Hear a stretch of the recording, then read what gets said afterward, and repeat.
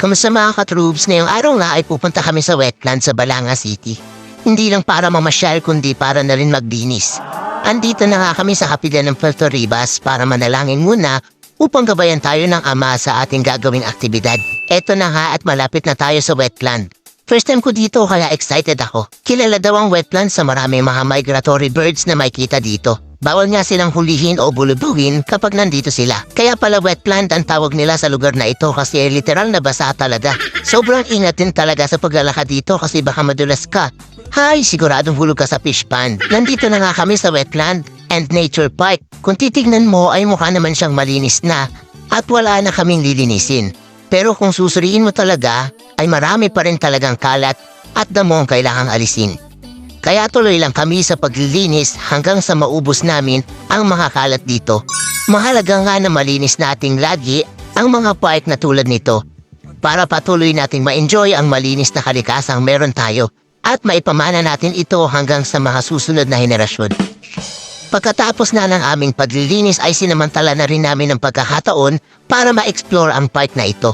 Napakaganda nga nito at ang daming Instagrammable spot. Bentang-benta itong parang glass house na ito sa mga gusto ng pangmatindihang mga pictures. Kailangan lang ay creative ka sa pagkuha ng pictures para mas maganda at kakaiba ang pictures mo. Sobrang linis nga din pala ng CR nila dito. At take note, libre po siya. CR pa lang pwede ka nang magpa-picture, char. Meron din pala ditong bridge na ganito. Sobrang ganda. Di ko akalain na meron din pala nito dito sa Bataan. Napahanga talaga ako. Ang ganda nito. Sa totoo lang, hindi ko talaga ininda ang pagod sa paglilinis kasi sobrang nag-enjoy ako sa view sa bawat sulok ng park na ito. Kaya nga mga katroops, kadalasan kasi mas nakikita natin at pinapangarap nating mapuntahan ang mga magagandang lugar sa malalayo. Hindi na natin napapansin yung mga magagandang lugar sa malapit at sariling atin. Yun lang, thank you for watching. Makita tayo dito ng flamingo. Pink flamingo. May flamingo na. baka bibilang yan. May... Ayun ho, ikaw. Dala. Sila unang monkey.